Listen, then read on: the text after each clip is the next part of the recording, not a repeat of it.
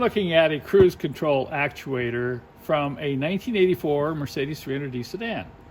Now, this style of actuator was used throughout the 80s to control your throttle at cruise. Now, a lot of people say, I don't need cruise control, but hey, it's pretty nice to have it on these old cars, and most of the time it's not working. And if you've tried to troubleshoot your cruise control system with this type of actuator, you know how frustrating it can be. What is it? Is it an amplifier? Is it this? Is it some wiring thing? Is it my speedometer? But I just want to show you today a couple tests we do when we grab one of these to determine whether it's going to work or whether it's even repairable. And I think those tests might help you if you're troubleshooting your own cruise control. I want to briefly show you what we did when we tested this cruise control actuator. We're going to test the solenoid right there for soundness of operation, and we'll test the motor for smoothness of operation. And we're going to attach power to these two pins here. Listen closely. And those are the pins right there that we're attaching. Listen to how strong that solenoid sound is. Next, we're going to test the motor, and we're going to connect negative to that pin and touch the middle pin here. Let's see if you can hear it running. Listen how smooth that's running. All right, that completes our bench test.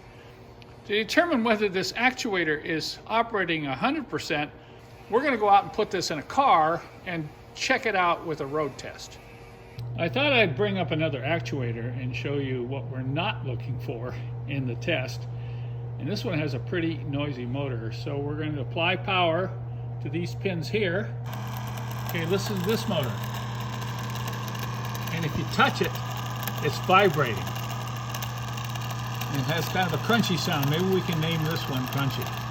Okay, we pulled up another one to bench test, and listen to this motor. I think we'll call this one Grindy. Here's another one we pulled up. Let's listen to the sound of this motor. I think we should name this one Crumbly. Just got back from a test drive, and yes, it works.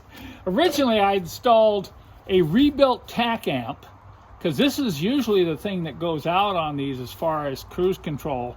And this unit here is located right under the dash panel, just above the brake pedal. And it's fairly easy to replace. To gain access to the cruise control amp, you've got to go underneath the driver's side of the dash, pull that panel off, and you're going to look down there and you're going to see this little silver box. It's just above and to the left of the brake pedal, right here. If you're having cruise control problems, this is the most likely culprit. But right behind it is this actuator. You can see how it is mounted on a 5-cylinder turbo diesel engine, and you can see the lever here moves, and when the lever moves, it moves the throttle linkage. Now, this may be located in different places on some of the gas engines, but this type of actuator was used pretty much during the 1980s and early 1990s on Mercedes-Benz automobiles.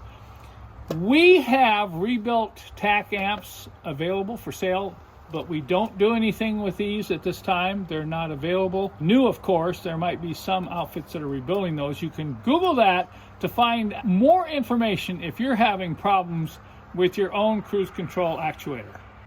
You know, we've been doing some 3D printing around the shop here, and we're kind of laughing and say, hey, if that thing's bad, let's just 3D print it. Because we all know you can 3D print anything, right?